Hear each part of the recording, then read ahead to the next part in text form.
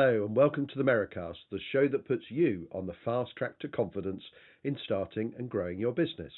All business is conversation, so let's have one. Now, those are not my words, but those of Katharine Plunkett, my guest this week, in one of her recent LinkedIn posts. Well, as a young magazine editor, I was having lots of conversations with Katharine 25 years ago in our work together in publishing. I was very lucky to see at first hand her consultative sales skills with our advertisers and sponsors, and they were probably the best I have ever witnessed. It left a really big impression on me, and 25 years on, it turns out that Katharine's also a perfect guest for this show. An entrepreneur and business leader with extensive international experience in global business growth, she now runs two businesses as well as an extensive network of founders in the travel industry. She travels a lot, so I was very lucky to catch up with her just before she jets out to California on business. And her entrepreneurial roots, she told me, were effectively part of her DNA. I came from a really entrepreneurial family. I talk about this a lot. I came from a family, my father was not English, moved to the UK, so I was first generation, and so education was really important, and we went to university and all of those things. And I remember vividly on my last day of university, my dad saying, "So what job have you got?" And I didn't have one. And so I went into what was then the kind of careers library milk round, and was really lucky, I guess, that at that time there was graduate schemes. And so I joined a graduate scheme at a publishing company. I applied to a couple, got a job, quickly took it because it was very clear that I needed to be in work.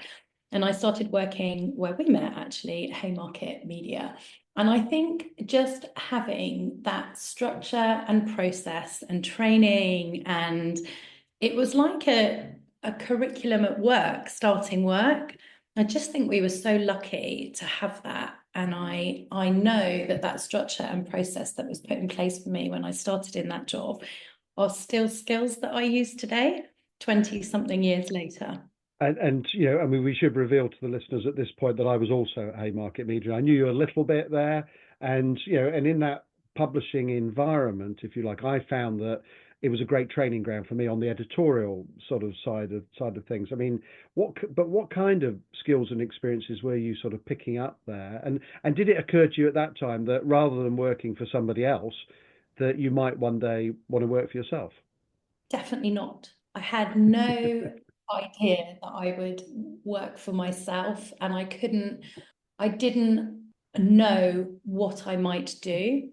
But the kind of skills that I learned, so obviously I learned my trade in a really structured environment, which was a commercial environment. And those skills today are the skills that I use in running my own businesses. I think I was really lucky that I joined, and you had to be pretty resilient. It was kind of survival of the fittest in the sales department as well. It was quite male orientated when I went in, and it was very I mean, the word's not kind of regulated, but the word is, you had to track your numbers. So there was a structure, so many calls, track your numbers, so many sales. And the ultimate, I guess, was how much money did you bring in? And that today is still something that I think about in running my own company, and actually more so than ever. Like, everything comes down to, is there enough money to do the work that you want to do? And if not, how do you go and create that? So I think it was quite an entrepreneurial environment. You had to be very resilient, and it really was a kind of survival of the fittest. The second thing I was going to say, which is absolutely pivotal for me, was really early in my career, straight out of university, there was an opportunity to launch the business. The company decided they were going to launch in the US. And I applied for a role and got it. And so very early went into the US, which meant that we were plunged into not only an international environment, and at every piece of work or business or job or company that I have created since has been international. And I really think it was due to that. And the second thing is, it plunged us into a startup. So where we'd come from quite a structured, well-organized office in New York, we were going out and buying paper and a photocopier. And so we were in a startup. I remember that period. And so were you at that point, I mean, were they literally you actually saying, well, you've got to sort out the phones, you've got to go and run the photocopier, you've got to find the office in the first place. Was it literally you were in there sort of from day one, or had they set it up a little bit or helped you along, but it was still very entrepreneurial? So they were set up a little bit. They had found an office, but I remember we borrowed Rupert Hessetine's card to go and buy a photocopier in Staples because you couldn't get credit. We had no credit over there. So there was an office, but I really remember that it was from a very kind of, organized London environment with training on a Monday or this on a Tuesday and everything being organized and structured for you. A cupboard with all your stationery in, to going out into an environment, a new environment where we'd all moved, like we'd all relocated and needing to do everything ourselves from scratch. And it was brilliant. It was absolutely brilliant. Was there a balance though that you had there, because there's a sort of fight or flight kind of thing going on there, that you could have gone two ways. You could have gone, this is brilliant, or this is terrifying. I mean, was it just straight into brilliant, or was there a sort of kind of moment in there? No, it was both. It was brilliant because it was exciting, and it was terrifying because I think at times, it was new and we didn't know what we were doing. It was the digital boom. So of course we go out there and we had a digital marketing magazine and we had a PR magazine, and we put an ad in the New York Times for some salespeople.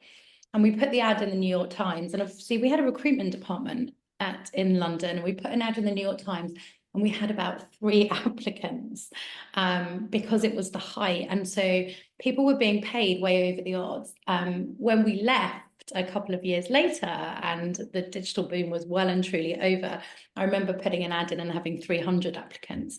But in the beginning, we also couldn't find great people. We did, but it was hard work. So yes, it was terrifying, but so exciting. Yeah, and so how long were you did that for a few years, and then after that you sort of came back to Haymarket, and then you carried on in publishing, as I understand it, so for a while. I did. I stayed in the US for 2 years. I came back to Haymarket. I got married. I started having children, and I moved to EMAP. So I was headhunted to a kind of a bigger beast. And I guess the difference from being in a privately owned business, a family-run business, which was Haymarket, moving into a kind of a publicly owned company, which I did with and Centaur as well. So I went kind of into different types of publishing companies, much bigger. Okay, I mean, I totally understand what you mean about, that sort of very structured environment at Haymarket. I mean, I was somebody as an editor who, I mean, I remember one publisher told me in those days the editorial and the advertising sides were a lot more separate than they are now. And I had an a publisher saying to me, Trevor, I think you're developing unhealthy commercial tendencies, and I was thinking, what's unhealthy about that? And it was at that moment where I felt actually I could be more than just than a guy who just sort of wrote things, and so on. So that was a bit of an awakening for me. But what did you, because as somebody who had been sort of in that commercial side, I mean, you took it, there's a structure there, and you went on EMAP and got more experience, but what was it that was in you? I mean, is it something about resilience? Is it discipline? What are those kind of features that you sort of picked up along that way that stood you in good stead later? I think I learned how to be a leader, actually. I remember being at EMAP, going in as a commercial lead and going for my first general manager role and not getting it. And I said, why didn't I get it? And they said, well, when we asked you questions about like editorial or marketing, you answered them, you'd learned like all of the answers, but you don't need to. You just need to hire a great editor, and that for me was huge. And even now today, running my own company, even though of course I've had to do things like legals and bookkeeping when you're starting a business, you are the office manager, the sales manager, the marketing manager, the cleaner, you name it. However, I learned from that memory that I needed to surround myself with talent and fill my gaps. And so I did go on to do some really big roles. And I put it down to realizing that I didn't need to be the editor or the marketing director. I needed to know how to hire and retain the best ones. Right. And so that leadership lesson did good things for you. Now you carried on, and then in 2010 you started down the global your global consultancy company, Pablo and Paloma. I mean, I'm interested in the name, so you'll tell us about that in a second, I'm sure. But how did that come about? I mean, what made you? I mean, was it was it a sudden moment of epiphany? Was it a career change? What brought that about?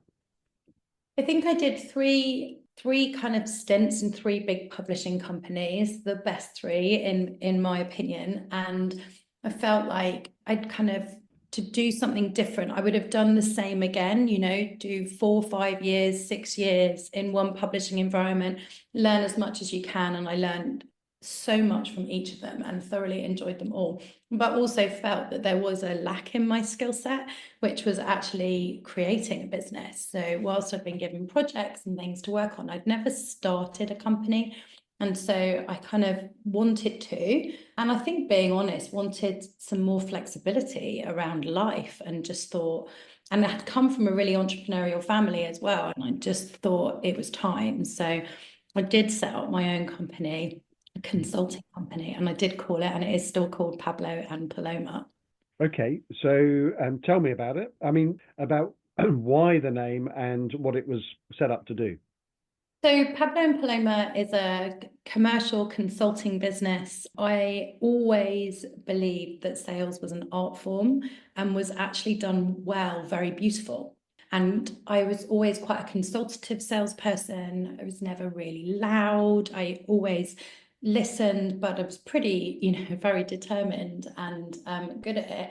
So I always thought that sales was an art form, and often an undervalued art form. And sometimes the kind of the tracking and the monitoring and the focus on input rather than output was really short-sighted. And so I wanted to create a really creative commercial global consultancy that brought the kind of art form of sales into businesses and helped with sales strategy, often launching into new international markets, pricing.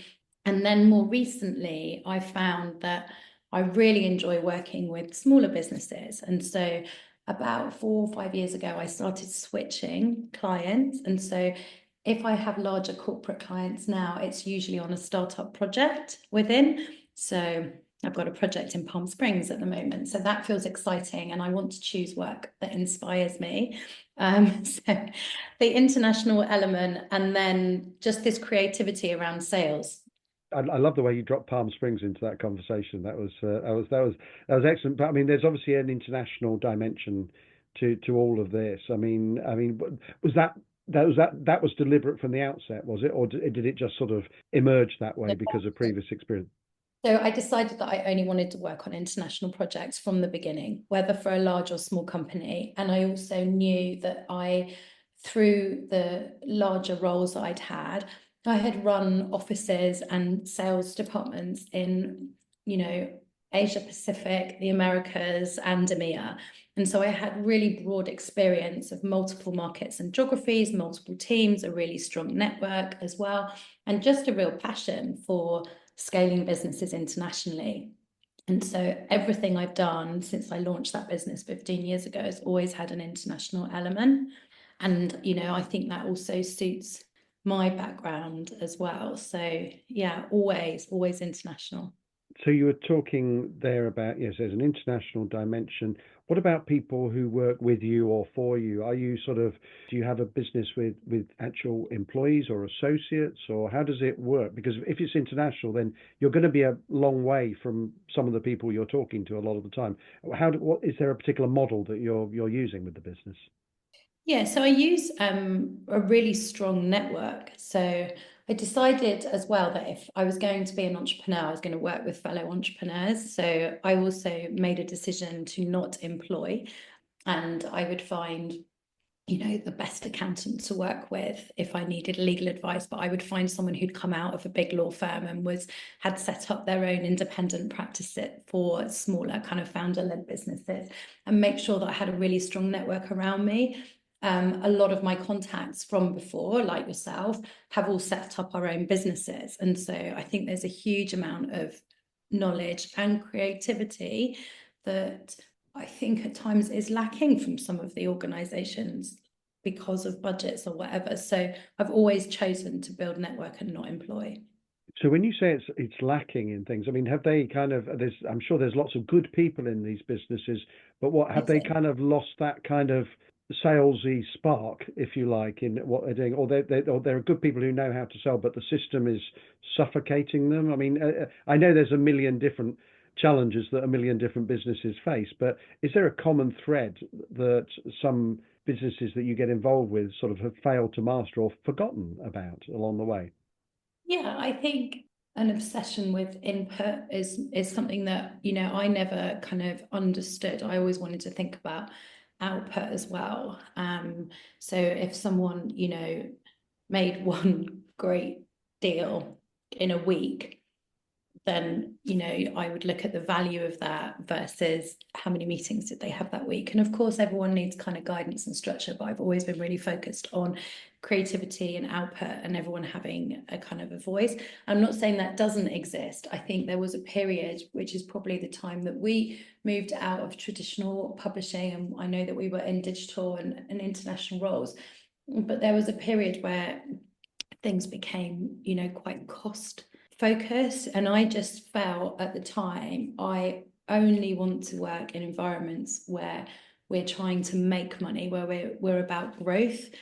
And I think there are people that are really good at consolidation and cost cutting, and I don't think that's me. And so that was a time I decided that, you know what, there are people that can do this better than me, and I'm always going to try and sell our way out of it and growth. And so I need to be in that environment, which is why I like the founders as well. Right. Okay. Does that mean then that you would sometimes say to businesses who might have approached you, actually, I'm not sure about this because actually I don't think that plays to my strengths. I mean, would you turn down business because of that? Yeah, I would. And mostly because it does a disservice to the client. So I always want to be in service to my clients, and I always want to know that we're totally in it together and that I'm, passionate about the project. And so if I think they need a different skill set than what I love to do, then yes, because it won't work out. Yeah. Well, that's great, and I think that sometimes it's knowing when to say no is an important lesson that I've learned along the way. You're 15 years old, not you, but the business, Pablo and Paloma. And so, I mean, how have you and the business evolved over time? I mean, what's changed during that process? What are you doing more of now than maybe you weren't at the start, or less of? So I think the biggest or the most significant change is I've started working with a lot of US-based clients rather than clients that are here looking to launch into the US. I decided that, so I know we'll come on to travel, but travel is really important to our family as well. And we wanted to travel more. So I was like, how can I create a way? I talk about combination travel quite a lot. And I don't think there needs to be, the church and state that there originally would have been in, say, family travel and work travel. I really successfully, I believe, my family are happy with it and I'm happy with it and my clients are happy. We combine our travel. So if I take on a work project, I will often take one on in somewhere we want to travel to. We're about to go to California on Monday for 3 weeks, and I've got an element of work, some of it in Palm Springs. I've got some other work in LA for someone else, and we're combining a 3-week trip with probably, of the 17 days, I'm going to work for 5 or 6. Yeah. And then, everyone's happy and I'm not going away on a work trip. I did so much travel in previous roles. You come back exhausted. And I think it's then really hard. Whereas this way we all go, and I structure my work really early in the morning, maybe to finish by lunchtime, and, and no one's exhausted and jet lagged, and everyone gets to have this great experience. So you've got to tell me some more about this. So you're going there and you're taking the family there for 3 weeks. Yeah. And are you able to do that because what we're coming up to Easter, or is that Yeah. a factor in It's in that, school or could you have holiday. done that any time, or yeah. We've still got one at school age, so it's a factor. And so it is the school holidays. Would I travel anyway? Yes, I think if we could. We're planning, at least a month to 6 weeks of kind of this combination travel over the summer as well. So very much everyone coming, doing this trip. I've got, a day's work in LA one day, then a week later I've got 3 days work in Palm Spring, and then I've got a day's work in LA at the end. And so I can kind of combine it well, and I can do meetings while I'm there. So are you getting sort of, Mum, can you get a job in this place or this place so that we can go on Yeah. holiday there? Yeah. All the time. My youngest asked me about Portugal yesterday, and I was like, well, I don't speak Portuguese. I speak Spanish. I haven't got any Portuguese clients at the moment. And she said, well, what about Bora Bora? And I said, no, not yet. I don't have any clients yet. But we can do the US and we can probably do Asia. But yeah, and I like that they have an understanding of the work I do, and they're proud of that. They're proud that I'm a business owner, that a multiple business owner. They're super proud of it, and they know about it. And I don't think before maybe everyone knew what their parents did. So you use the magic word multiple there. So there's more than one business in your life. So tell me about sort of Lux Travels, which I understand is about to go undergo a rebranding. So tell me about it, and then tell me about the rebranding and so on.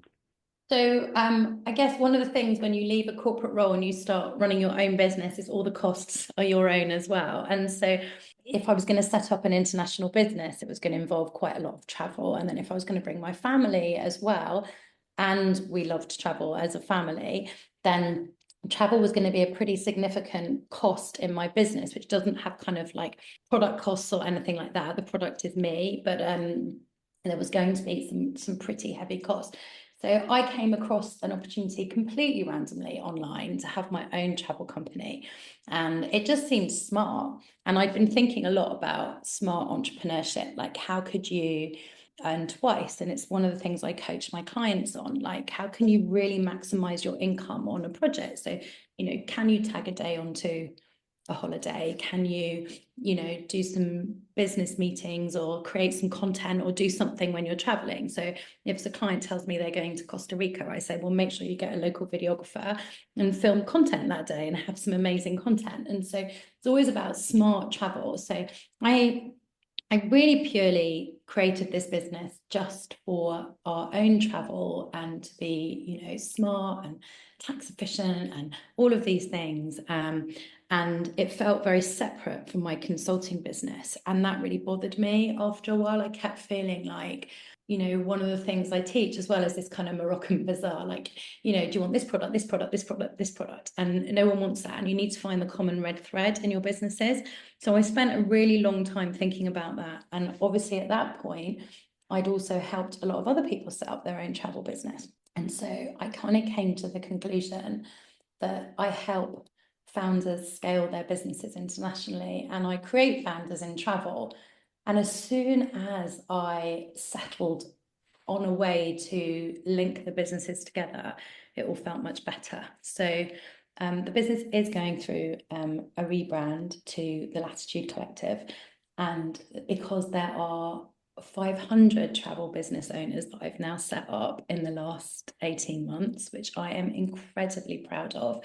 They are in the UK, the Republic of Ireland, and in the US. Quite a lot of them are in the US, which also means that this smart travel, I can go and see one of my US teams at the same time as we travel in the US, where I might be seeing a client and creating some content in a US state. So yes, so I have two businesses, and I think it's interesting. One of them I created just to be efficient, and it's ended up, I didn't plan for it to be a big business, but it's ended up so. And I think that's quite interesting in itself. And what's the in terms of all those travel, sort of businesses and so on? I mean, what was their attitude when somebody rolls up and says what you said? Sort of at that point, were they saying, "Oh, thank God, goodness, somebody's doing this"? Or I mean, was there universal positivity, or did you have to talk them round and so on? What did you take a while to sort of establish it in their minds, or was it an instant hit? No, it wasn't an instant hit at all. I think people thought, what are you doing now? And I still get approached quite often for kind of big roles back in media. And even though every time I'm like, no, thank you, like, oh, if I know anyone, it's almost like people are like, no, but why aren't you back in a publishing company? You know, my last role was as a managing director at Centaur, I loved. But, you know, it's like, why aren't you looking for the next one? And it's like, because I made a decision to try and upskill and work for myself, because that was the gap, you know.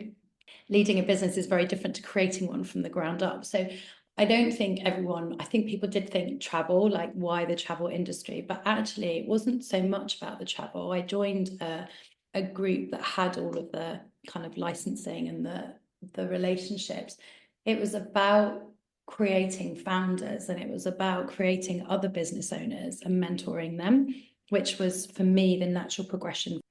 It kind of brings me on to the issue about being an entrepreneur, and you said, you know, a couple of times about it running in your family. And actually, before we get on to this next question, just tell me a little bit about that. So your mum and dad were entrepreneurs, or did it go back further?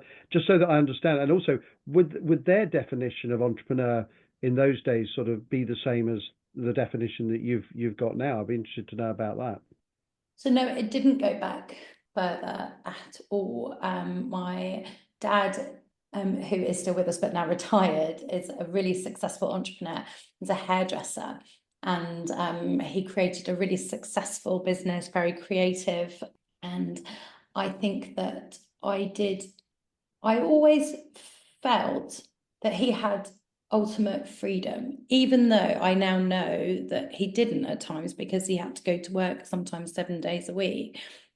It never quite sat right with me that I was told to be, you know, at my desk by 8:30 and sit there till 6:30 or wherever. And it wasn't about the hours or working hard, because I was always happy to work as many hours as someone, you know, as I needed to, you know, hit those targets, grow that business. And now I work, you know, whatever is needed. But there was something that didn't sit right with me about, you know, get on the train, walk up, sit down at this time, take your break at this time. It just didn't, it felt a bit like factory working. So there was something about it. So yeah, I think that came from him seeing someone create what they wanted, but maybe not having the confidence to do it. And actually, it was not expected of me. It was expected of me to go and follow a more conventional kind of office career.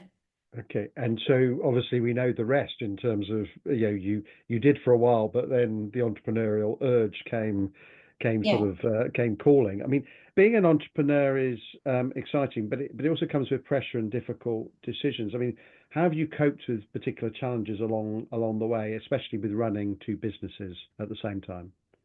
I think the reality is I haven't always coped. And I think there's no kind of shame in saying that. Like, there's been times it's been really hard. I think the hardest thing that I found is overwhelm, for sure. You know, I made a really conscious decision to kind of cancel any membership to like overthinking.com and anything like that. And as soon as I stopped some of that, but I think it hasn't always been easy, and it's still not. Self-motivation can be really hard, and what's amazing about the freedom and the lack of structure is also at times really difficult. Not having a structure, not having there's no end of the day. And so I think there are times that it's really hard, and what I think I've learned and what has made it easier is an acceptance of that. So rather than saying, oh, it's all terrible, I'm really bad at this, it's like, well, that was a really awful day, or that was a really crappy day. Okay, do something different. And a lot of my work is project based. So I also have a business coach. So I definitely think you need a network around you of fellow business entrepreneurs. They're easy to find. Your local town will have a networking organization, or your industry sector or whatever. I think it's really important. I do try to go to networking events because I always learn something. I think that you probably need a few trusted people that you can phone that are not your family as well. Although I often also think it's really interesting to talk to your family, because they do have a different perspective as well.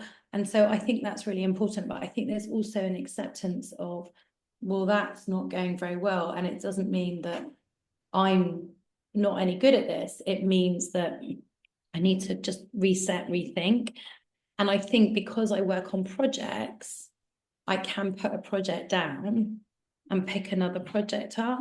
So I think calendar management is I think that's the most important thing. So that's one lesson. I mean, what other key lessons have you learned as an entrepreneur? Lots. So that one that I was discussing is calendar management, and it is so important. And I don't think I had realized how transformative really managing your calendar and your time can be as an entrepreneur, and making sure that you even diary stuff like going for a walk today, because otherwise there is a tendency to just sit at your desk.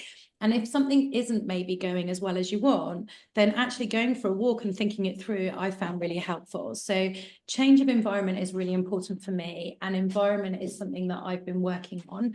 So for example, I try and go and work somewhere else a day a week. So I'm not just sat in my space as well. So I find that garden centres are absolutely brilliant because they have cafes and they're really quiet and they have great Wi-Fi. And then I find that I'm a member of a membership club, and that was a really good investment for me because it gave me a meeting space in, all the big cities. So, I've got a meeting space in all the big American cities and the London and Paris, and anywhere that I might go, I can go and have a meeting, and I can stay if I need to. So I think one was kind of calendar, and really thinking about your calendar and time management and which projects you do when, and putting the right time in. And also some creative time as well is really important. So if you're also creating content for your business, you've got to diary that. It's not a small job. So you've either got to buy it in, or if your business is not at the stage of maturity to buy those resources in, you need to allocate time to do it. Bookkeeping doesn't come naturally for me. I now buy that service in, but in the beginning I didn't. I had to put time in. So I think it's calendar and diary management is really important. Environment as well. I think the third lesson for me is that hard work is what wins the day. Like, it is hard work and working hard and being resilient and being consistent. So I talk to people a lot about, you have to show up for your business every single day. And if you don't show up for your business every single day, your business will not grow that day. That is a day that your business will not move. And if your business has stakeholders, like mine does, for example, with the travel business, if I take a week off, everyone takes a week off. And so if you're going to take a week off, which is totally, of course, we all need to take time off, you need to plan for that time off as well, so that there is a structure in place and everything doesn't grind to a halt. So I think that has been another big lesson. And my final lesson is network as well. Like, the power of a network is really important. It can be really lonely working for yourself. And I think as well, you need to, there is no one giving you an annual appraisal, I guess, if the client stopped coming. And so therefore having a network of people that you trust and that can be really honest with you, and you can say, what do you think of this? What do you think of this idea? Or this project is not going very well. I really thought we'd be further ahead by now and we're not. What do you think? So I think having a network is really important, and they're easy to find. Most towns have local small business networks. They are free often. You can normally find something. You could create your own just by people that you used to work with, saying who's working for themselves now, or who wants to, can we exchange some ideas? Sometimes I trade with people. So I'll trade someone an hour of commercial coaching in return for an hour of marketing or social media or finance, whatever I need. So I'm quite big on like swapping and trading as well. And I also have a business coach. And that's essential, isn't it? I mean, I think if you're, Yeah. and I mean, I know this from personal experience that, and also if you're coaching people yourself, you need to have your own coach. It's kind of, you've got to sort of practice what you preach. But the insight I get from somebody, who's coaching me is just invaluable, because they're in a sort of dispassionate, slightly removed kind of situation from it, but they can see things, particularly things that you've just become so in the forest around. I would definitely endorse that. Now let's go back to the Katharine of 2010. It's the day before you set up Pablo and Paloma. And, so what would you be saying to yourself, 2025, Katharine, to 2010, Catherine, you know, if you had to give yourself, say, one piece of advice, and this is a proxy for the question I always ask at the end about what advice would you give to budding entrepreneurs? There you were, 2010, budding away, and what advice would you be giving yourself at that moment? I would say go bigger. You know, you have a dream, have a vision. Like I had a dream, I had a vision. I knew like why, know your why. And I think I held myself back a little bit in the beginning. Like back yourself, go bigger, go all out. Absolutely go for it, is what I'd say. You will be fine. You'll make mistakes. Some people won't not support you, but maybe won't buy into it, but just go bigger and, you know, go for it. That's what I would sit down and just say. Don't sweat it, just go. Well, excuse the self-indulgence, but talking to Catherine was actually a lovely trip down memory lane for me personally. I know, though, that everyone who's listening must have benefited from her brilliant perspectives. Here's a few things that resonated for me. Firstly, hard work always pays off. I absolutely love that. I think that too many people these days are kind of a bit afraid to say that in 2025. And so it's good to hear that from Catherine. It doesn't mean or have to mean long hours, furrowed brows, and stress, I think, but it does need to mean focus and determination and, yes, hard work. Then there's the superpower of managing your calendar very closely. Now, I thought I was reasonably well organized, but I've made improvements in the last few months and freed up more time than I could have possibly expected. And I suspect that Catherine's diary management is to the nth degree, a thing of wonder for many to learn from. Finally, there's Catherine's retrospective call to her younger self to go bigger, be ambitious, dream the dream, and don't hold yourself back. I can completely relate to that. I think many can sometimes be a little bit afraid to fail, particularly early on, more perhaps than we are desperate to succeed. So, thank you to Catherine for being such an absolutely incredible guest. And thank you to you, our growing band of listeners. We love your feedback on the show, so do keep letting us know what you think in our LinkedIn posts. And if you enjoyed this episode, we'd love for you to subscribe, rate, and review through your usual podcast provider. And if you want to find out more about the Merri-Cast or our business Merriborn, look for Trevor Meriden or Merriborn on LinkedIn. Don't forget to join us for our next episode, but until then, thanks for listening.